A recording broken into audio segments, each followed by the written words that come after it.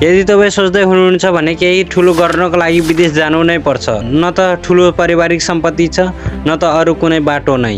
नेपालमै बसेर कसरी करोडपति बन्न सकिन्छ भन्ने बारेमा सोच्दै हुनुहुन्छ भने आजको भिडियो यो तपाईँको लागि। यो भिडियो तपाईँको सोच नै बदल्ने छ। नेपालमै कसरी मिलियनर बन्न सकिन्छ भन्ने बारेमा कुरा गर्नेछौँ।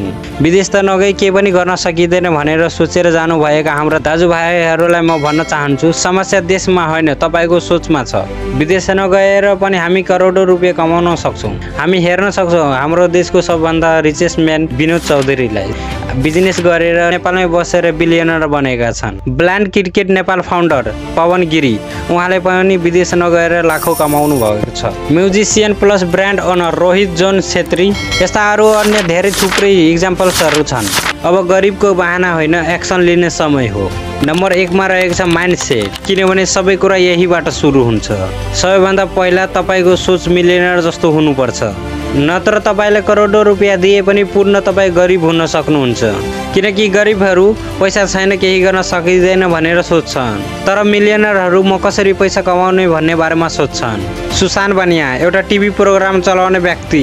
एउटा समय थियो त्यो बेला शून्यबाट सुरु गरेको थियो। DSLR क्यामेरा किन्न पनि ऋण लिएका थिए, तर आज उनी मल्टी ब्रान्ड मिडिया कम्पनी चलाउँछन्। मिलियनर माइन्डसेट बनाउनको लागि तपाईँलाई बिहानै उठ्ने बित्तिकै 10 मिनट भिजुअलाइजेसन गर्नुपर्छ। तपाईँ मिलियनर भएको कल्पना गर्नुहोस्। पुस्तक पढ्न सुरु गर्नुहोस्। Rich dad and poor dad, think and grow rich, यी पुस्तक नेपालीमा पनि एभाइलेबल छन्, जसमध्ये थिङ्क एन्ड ग्रो रिच भन्ने किताबको बारेमा म पहिला नै भिडियो बनाइसकेको छु, कृपया त्यो भिडियो हेर्नुहोला। नम्बर 2 इन्कम सोर्स, एक मात्र आम्दानी कहिले पर्याप्त हुँदैन। मिलियनर बन्नको लागि तपाईँ एक मात्रै इन्कममा आश्रित हुनुहुन्छ भने तपाईँ कहिले पनि मिलियनर बन्न सक्नुहुन्न, किनकि मिलियनरहरू एक मात्रै जागिर वा धन्दामा पर्याप्त हुँदैन। मिलियनरहरू आफ्नो इन्कम मल्टी सोर्सबाट जेनेरेट गर्छन्। यदि तपाईँ कुनै बिजनेस या जब गर्दै हुनुहुन्छ भने तपाईँको इन्कम सोर्स मल्टिपल बनाउन साइड हसल सुरु गर्नुहोस्, इन्भेस्टिङ गर्नुहोस्। Number 3 start small but think big, सानोबाट सुरु गर्नुहोस् तर ठुलो सोच राख्नुहोस्। मिलियनरहरूको गुण यही हो, सानो कामलाई पनि ठुलो स्तरमा सोच्छन्। यसको पर्फेक्ट प्र्याक्टिकल इक्जाम छ मेरो जब.com। सुरु हुँदा सानो टिम थियो, अहिले लिडिङ जब पोर्टल हो। र अर्को ओफर मान्डु, सुरुमा खाली OLX मा सामान बेच्थे, अहिले मल्टिपल कोर बिजनेसहरू छन्।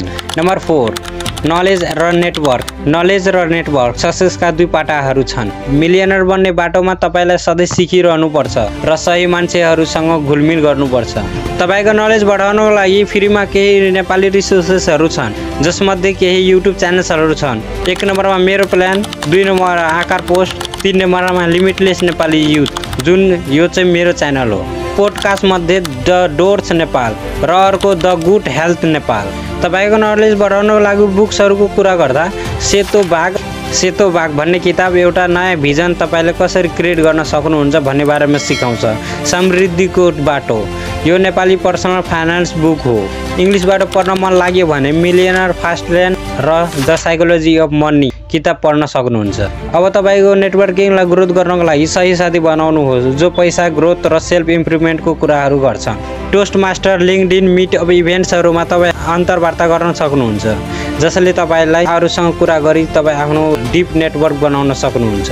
Point number 5 consistency plus patience, success पाउनको लागि कन्सिस्टेन्सी र पेसेन्स दुईटै उत्तिकै महत्त्वपूर्ण छ।